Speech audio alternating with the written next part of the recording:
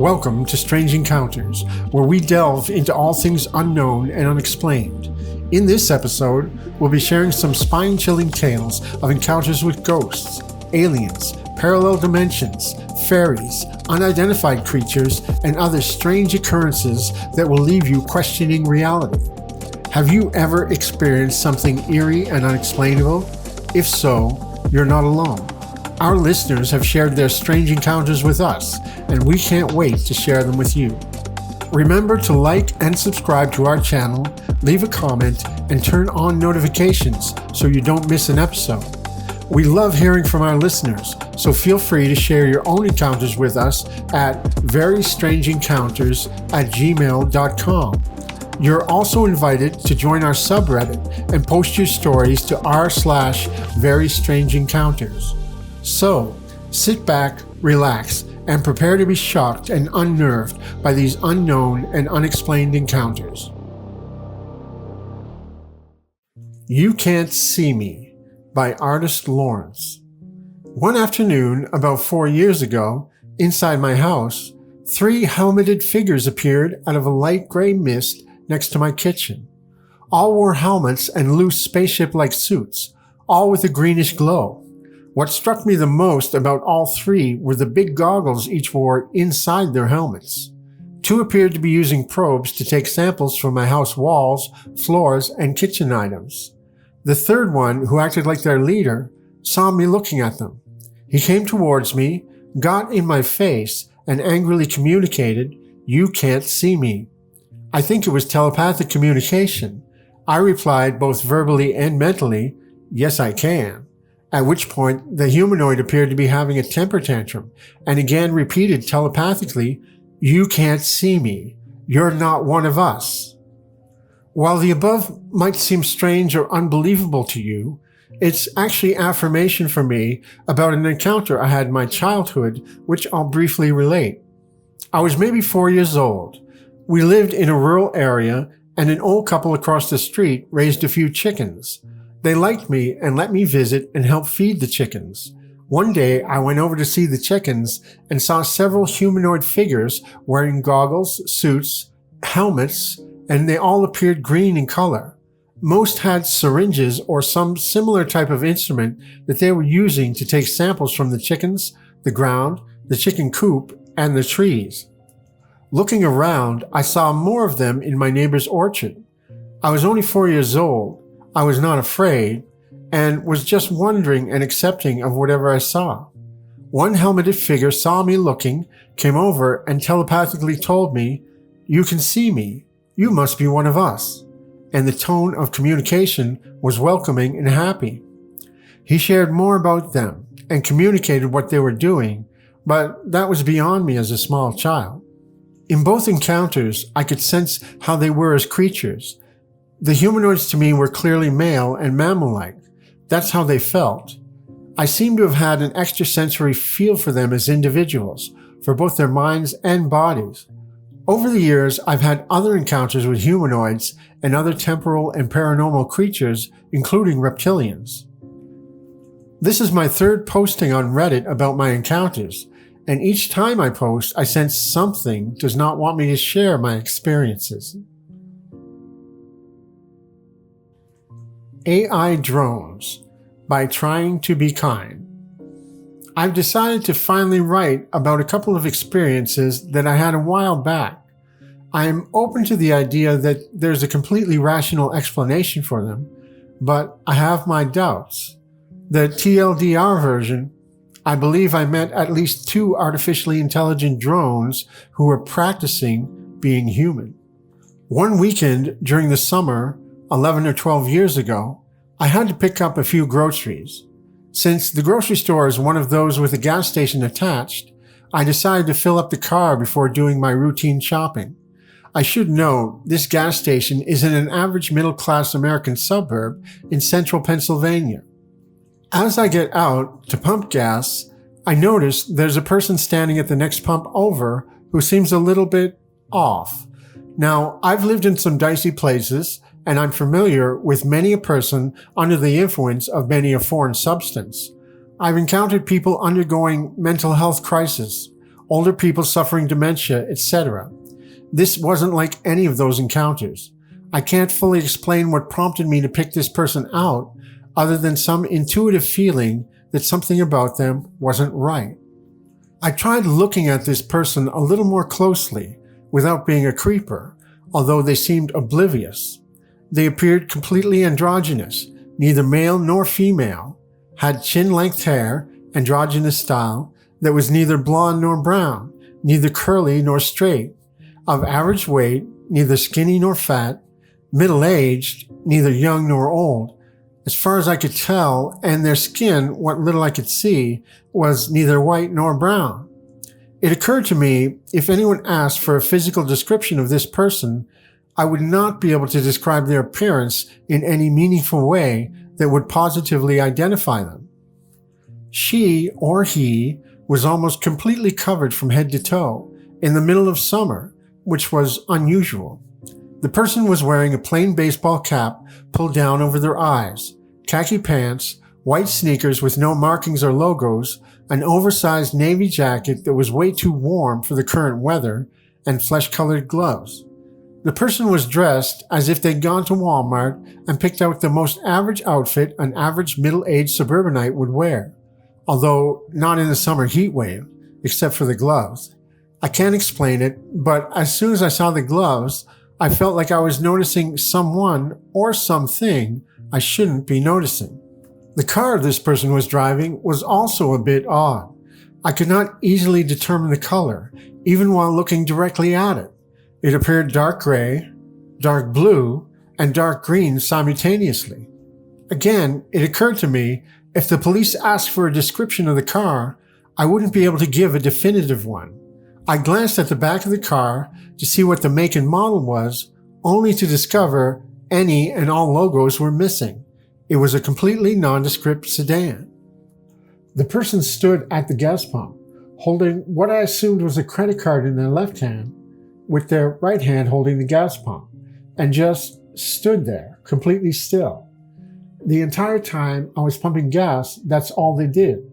It was like observing a paused NPC in real life. One more aspect of this encounter I hesitate to write about, not because I don't want to, but because it's difficult to put into words, was my overall impression of this person's energy field. As human beings, we instinctively know whether a person is alive or dead. If you've ever been at a dying loved one's bedside, you know the moment they are no longer with you.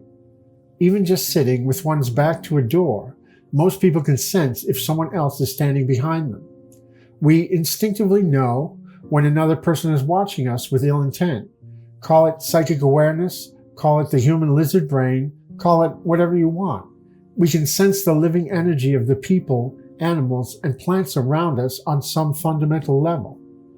Believe me when I tell you, this individual across from me was not alive.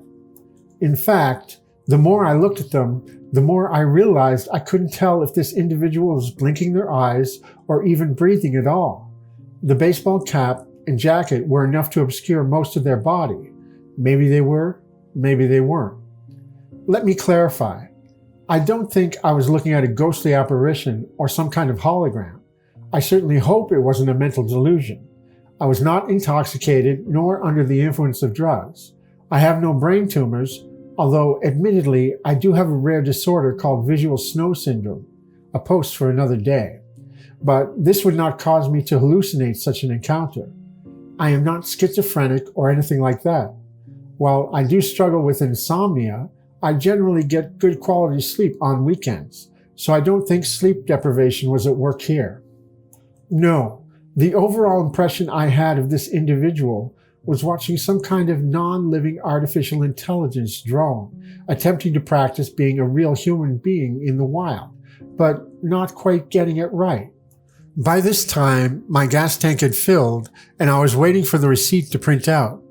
Right after it did, the person suddenly came to, put their card back into a jacket pocket, got back into their car, and drove off in a matter of seconds. No pausing to put keys in the ignition or to put on a seatbelt. I'm not even sure I saw them put their hands on the steering wheel before the car drove off. It was that quick. A few other cars stopped to allow him or her out of the exit, so I'm confident I was not the only one to see them. This leads me to believe the encounter actually happened and was not some hallucination. After getting myself situated in my own car, I drove to the grocery store parking lot and just sat there for a while to collect my thoughts. I don't know how to properly convey how disturbing it was to see a human walking around that you know in your heart of hearts was not actually alive, or an actual human for that matter. Only a few months later, I came across a second, lifeless person while shopping at a local clothing store. Same average androgynous look, same average clothing, but with no gloves on, and this person had slightly darker skin. I watched them browse directly across from me. They would pick up an article of clothing, hold it while standing perfectly still for a minute or so, then hang it back up, all without looking at what they were holding. Again, it was like watching an NPC from a video game go shopping in The Sims or something. Eventually, they picked up an item and instead of hanging it back up, walked to the checkout line. While at the checkout, they put the clothes on the counter in front of the cashier, took out a credit card from their jacket pocket, and then just held the card out in front of the cashier. Even after the cashier asked them to run it through the card reader, they continued to stare straight ahead, perfectly still, and hold the card as if they had no idea how buying something with a credit card worked in real life. The cashier repeated herself, but instead of completing the sale, the person put the card back in their pocket and immediately walked out of the store. I guess they decided to abort the mission. The clothing store had large windows near the entrance, and I was able to see the person get into a white van, which then drove off.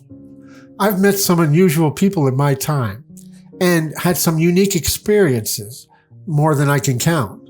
That said, these are the only two occasions which I believe I met artificial intelligence walking around in the wild. I have not met any others since. I'm curious to hear others' opinions on it. Thanks for taking the time to listen to my experience. Encounters with My Doppelgänger by Sprazzy4C7. I'm not the best when it comes to getting my point across in writing. However, here we go. First, I need to give some background info about the house I am living in and the layout of the house. I live in a shared house with 9 other people. It's a big house having 5 floors that are split into 2 separate apartments, and everyone living in the house, including my girlfriend, are long-term friends. First encounter. For context, my girlfriend lives in the downstairs apartment and has a bedroom in the basement. Back in 2021-2022, we were all in the lower apartment just chilling out, having a few drinks and watching some movies. It started to get extremely late, and my girlfriend and I were getting tired, so we said goodnight and headed to her room in the basement and fell asleep. When I woke up the next day, my friend who lives on the floor underneath me asked what I was doing last night, just standing on the stairs looking at him. I asked him what he was talking about, as I was super confused, and he explained when he had gone to bed around 3 or 4 a.m., he walked up the stairs that led to his room and said, I was just standing motionless on the stairs in my boxers, just looking at him. He said he thought nothing of it, as he thought I was just going to the toilet or something, which is next to his room, and he gave me a nod and went to bed. I explained to him that I stayed in my girlfriend's room all night and even woke up there in the morning, and that I had not gone all the way up to my room for anything that night. Furthermore, for me to exit the lower apartment and walk up to my room, I would have had to walk past everyone that was still up chilling in the living area, which did not happen. Not only that, but hypothetically, even if I was a ninja while sleepwalking, I do not have a house key for the lower apartment. For me to get back into my girlfriend's room, I would have had to get someone to open the door for me. This didn't happen, and I also did not sleepwalk anyway. We just chalked it up to him being tired and seeing something that wasn't there. However, that still does not sit right with he and I to this day. Second encounter. This encounter happened a few months after the first encounter. My girlfriend was in the lower apartment living area, just chilling out on her phone at 1 a.m. She did this because I play in a video game community and they do their events in a different time zone. So she would just go downstairs as to not disturb what I was doing. During this time, she fell asleep on the sofa, and after my event, around 3:30 or 4 a.m., I headed downstairs to go and see her. She had propped her apartment door open so I could come down whenever I was finished, and she wasn't on the sofa. I assumed she got tired and had gone to bed, so I go downstairs to her bedroom where I find her sleeping in bed. She wakes up from her sleep when I enter the room, and after a few minutes, she thanked me for coming down and taking her to bed. I explained that I had never come down during my event, and I didn't take her to bed, and that me being in the room now was the first time I had come down. She looked confused and explained to me that apparently she had fallen asleep on the sofa, and I had woken her up and told her, "You can't sleep down here, you should go to bed," and then took her downstairs to her bed and put her to sleep. I asked her if I had just left after that, and she said she didn't know, because she fell asleep very fast after getting into bed. I then told her the story of the first encounter, because I was spooked, and let's just say we both got royally spooked together, but just kind of put it to the back of our minds and forgot about it. The reason I am posting this and remembering these events now is because I recently learned about doppelgangers, or people that look and try to act like you, and it gives me goosebumps. I asked my girlfriend about what she thinks about everything today when I told her I was going to make a Reddit post, and she said she didn't know. I told her to ask her mom. My girlfriend's mom is religious, and my girlfriend said her mom told her about jinn, a spirit acknowledged in Islam, which can take the form of a human. Honestly, I have no idea what this could be, and it baffles me every time I think about it, so any help or answers would be greatly appreciated. The Ghost in My College Dorm by The Only Angel. I attended an old private Catholic college in the middle of nowhere, but for privacy reasons, I'm not going to reveal the name of the school. My story goes like this. My freshman year, I had a paranormal experience like no other. I moved in with a new roommate after not getting along with my first one, and also into a different dorm. For context, there were 3 freshman dorms. My new roommate, I'll call her Kennedy, warned me there was some spooky stuff going on in our room and on our floor, but I mostly brushed it off because I was just excited to have a roommate that I actually liked. Rumors going around the school said that apparently a room near ours had been locked for years because way back in the day, a student had committed suicide in there, and residential life just kept it locked so no other students could live or go in there. I'm not sure the validity of this, but our RAs, or residential advisors, seem to believe the story as well. Anyway, it wasn't too long after Kennedy's warning that strange coincidences started to occur. Some examples include, Kennedy and I would leave for class at the same time in the morning, and our closet doors would be completely shut, fans off, windows closed. We would lock our dorm's door behind us, yet when we came back, our closet doors would both be wide open. I was in the dorm by myself with the windows closed and a fan on, which was facing the windows. I left the door to our dorm cracked open, and while I was in there, it kept opening wider and wider, and then stopping, and then going back the other way. There was also no draft in the hallway that could have been causing this. Kennedy and I would be watching TV at night, and we had all sorts of fun lights in our room that we plugged into multiple outlets. These lights turned on and off by themselves on multiple occasions. So, if you're like me, at this point you're probably a little freaked out, but still not sold on the idea that we had a ghost, because most of these things could be explained rationally, right? Yeah, that's what I thought too, until things got extra scary. There was one night when Kennedy and I were falling asleep. Kennedy was a very heavy sleeper, and I woke up pretty much out of nowhere. I then heard, clear as day, a loud clap, like someone just clapped their hands. It was coming from right next to Kennedy's bed, and you bet your behind I didn't walk over there and investigate. I was way too scared, so I did my best to fall back asleep. I told Kennedy what happened in the morning, and she was freaked out, but had no recollection of this happening as she was knocked out asleep. But that's not all. Kennedy lived close to campus, so she'd often go home on weekends, and I'd be in our 2-bedroom dorm by myself. This is when it hit the fan. As I was trying to go to sleep on multiple occasions while alone in our room, I would feel someone tapping me on the hands with their fingers. I would also hear whispers coming from the other side of Kennedy's bed throughout the night, and I would wake up with scratches on my hands where I felt a person poking me. The scratches were the last straw for me. It made me question if this paranormal entity was possibly dangerous, and I didn't want to risk getting physically hurt. Also, I was just really terrified. So, as stated earlier, our school is Catholic, and on campus we had nuns. Believe it or not, we could actually get the nuns to come and sage our rooms to exile any spirits. Well, we had to wait a couple of weeks because there was a wait list of people on our floor who needed the rooms saged as well. But this story has a happy ending because soon after we got our rooms saged, we never had another paranormal experience.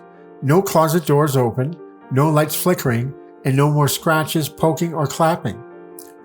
To this day, that's the scariest paranormal experience I've had, and it's undoubtedly the reason I believe in ghosts and spirits. Flying Humanoid, Potential Fairy Encounter by HNK 416545. It was around the end of summer or early fall, and it was probably 2 or 3 in the afternoon when my girlfriend and I were at a park that we would regularly go to. We had a spot near the shade of a huge tree. The tree was about 7 to 10 feet in front of the parking lot we would usually park at, and behind the tree was a row of hedges that went parallel to a fence. The hedgerow had gaps in it as it went along the fence. We would come here a lot to eat or just hang out doing summer things. Sometimes people would walk by, so it wasn't a very lonely place. And I remember it being a normal autumn day, not too hot, not too cold. The sun was high in the sky, so of course it was bright out. We were just sitting in the car, probably on our phones or watching Netflix, and I just remember hearing a buzzing or fluttering noise coming out of nowhere. The noise was kind of like when a dragonfly flies by you, except it was pretty loud and constant. Being the middle of summer, early fall, I just brushed it off as being an insect or something, so I didn't really look around to try and find out what it was. My girlfriend was next to me in the passenger seat. She heard it too. I remember her pointing forward to the front of the car, and she said, "What is that?" sounding astonished. I followed her finger to where she was pointing through the windshield, and there it was, right in front of us. It was about 5 to 7 feet in front of the car, about 6 feet off the ground, just hovering there in between the car and the tree. It was a sort of lean, 6 to 9 inch pale greenish humanoid creature with wings on its back. As soon as my eyes locked onto it, I realized that's where the fluttering sound is coming from. As soon as my mind makes out what I'm seeing, I freeze and I realize it knows we saw it. It then darts to the right and it lands on top of the hedge about 10 to 15 feet away from the car. But before it completely disappears, it crawls on top of the hedge on all fours, so you could really make out the limbs this time. This part gives me the chills every time I think about it. As it's crawling into the hedge, very human-like, which was disturbing enough, the creature takes one last glance at us in the car, then quickly dives into the hedge directly from the top. And it disappeared into the bush. I was dumbfounded, and my girlfriend was too. Before any words were said, I quickly got out of the car and bolted towards the bush. My girlfriend followed, and we tried to move the bush around to see into the center of it, but that thing was gone.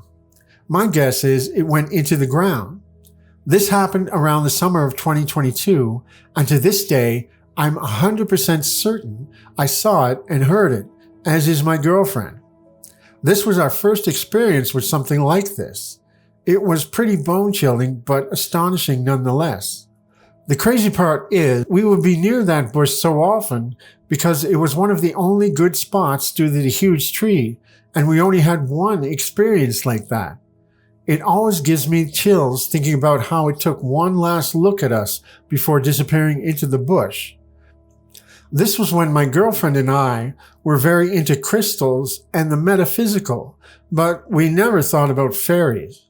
I did more research as I was completely amazed, and I found that here in the Midwest USA, there's an entire lore of fairy folk. They say if you go at midnight, you can see them working and moving around. We saw it in plain daylight in the middle of one of the hottest months of the year. Crazy, I know. I saw it, and my girlfriend did too. And due to that experience, I have no doubt that all the crazy beings and creatures you see here or on videos or stories are real. I know some won't believe me, but I know what I saw, and now I will always think twice about doubting another person's story. The Shadow Child by Admiral Alpha DD. I live in a house that was built a long time ago. I'm not 100% sure when, but it's old for sure. One time, I was laying in bed with my partner and my 2 sons are asleep in the same room. I can't sleep that night. This does not happen often, but it's not out of the ordinary. So I'm just scrolling on my phone, bored and trying to be sleepy, but to no avail. At the time, I had 2 sons. I have 3 now, and the oldest had a bed and the youngest was in a crib. Now it gets weird.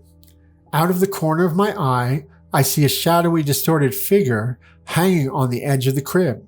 I'm stunned and I turn and look thinking, am I really seeing this? Usually stuff like that just goes away and it turns out to be an optical illusion.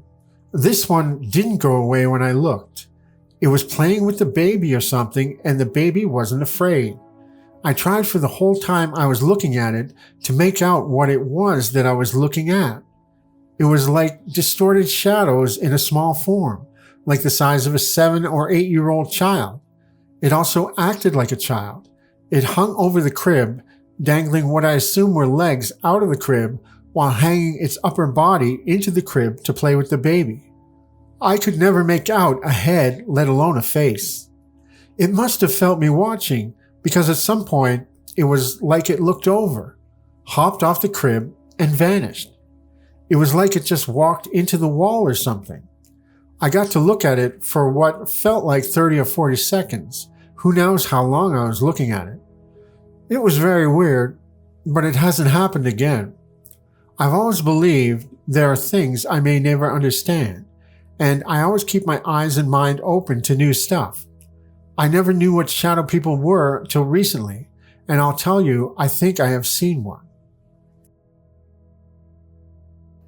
Welcome to a special feature of Strange Encounters we like to call Famous Encounters, where we explore some of the most well-known and intriguing cases of encounters between humans and mysterious entities. In this episode, we're going to delve into one of the most famous and controversial cases of alien abduction in all history, the alleged encounter of Barney and Betty Hill in 1961. The case of the Hills has fascinated and intrigued people for decades, with its compelling and eerie details of a supposed abduction by extraterrestrial beings. From their initial reports of a strange light in the sky, to their vivid memories of being taken aboard a craft and subjected to medical examinations, the story of the Hills has captured the imaginations of millions. But, as with all encounters of this nature, the case of the Hills has also been the subject of much debate and skepticism. Was their experience truly the result of an encounter with beings from another world? Or was it a product of their imaginations or a hoax? In this episode of Famous Encounters, we'll explore their story and attempt to shed light on one of the most enigmatic and enduring mysteries of the modern age. The story of the abduction of Barney and Betty Hill is one of the most famous and well-documented cases of alleged alien abduction in history. It occurred in September 1961, when the couple was driving home from a vacation in Niagara Falls to their home in Portsmouth, New Hampshire. As they were driving on a remote stretch of road through the White Mountains, they saw a bright light in the sky that seemed to be following them. At first, they thought it might be a shooting star or a satellite, but as it got closer, they realized it was a strange, disc-shaped object. The object followed them for several miles before suddenly descending and hovering above their car. Barney pulled over to the side of the road, and the couple watched in awe as the craft emitted a series of buzzing and beeping noises. Suddenly, the craft moved closer, and a beam of light shone through the windshield, causing the Hills to lose consciousness. When they woke up, they were 35 miles down the road and had no memory of how they got there. They arrived home 2 hours later than expected, and both were disoriented and confused. Over the following days and weeks, they began to experience vivid nightmares and strange flashbacks of being examined and probed by strange beings. The Hills sought out the help of a prominent psychiatrist, Dr. Benjamin Simon, who conducted a series of hypnotic regression sessions to try and recover their lost memories. During these sessions, the couple revealed detailed accounts of being taken aboard the craft and subjected to medical examinations and psychological testing by a group of beings they described as humanoid in appearance, but with gray skin and large, black, almond-shaped eyes. The Hills' story quickly gained national attention, and they became some of the first people to claim that they had been abducted by aliens. Their case was investigated by several prominent UFO researchers, including Stanton Friedman, who interviewed the couple and analyzed their evidence. They also underwent a series of medical and psychological tests to rule out any other explanations for their experiences. Despite being subjected to intense scrutiny and skepticism, the Hills maintained the veracity of their story throughout their lives, and their case remains one of the most well-known and debated cases of alien abduction to this day. Some skeptics argue that the Hills' experiences can be explained by sleep paralysis or other psychological phenomena, while others maintain that their story is genuine evidence of extraterrestrial contact. And that concludes this episode of Strange Encounters. Thank you for tuning in and listening to these chilling tales of the unknown and unexplained. We hope you enjoyed listening to these stories as much as we enjoyed sharing them with you.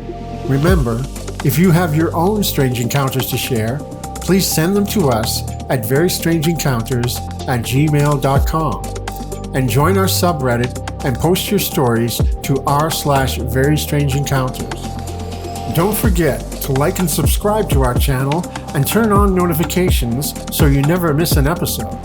Your support helps us continue to bring you more eerie and mysterious stories, so thanks to everyone who has subscribed for helping our channel grow. If you would like to donate to help us continue to bring you new stories of the strange and unknown, you can find a link to our Patreon site in the description below the video. Until next time, keep your eyes open and your senses sharp. You never know what strange encounters you may have in the future. Thanks again for listening, and we'll see you soon on the Strange Encounters channel.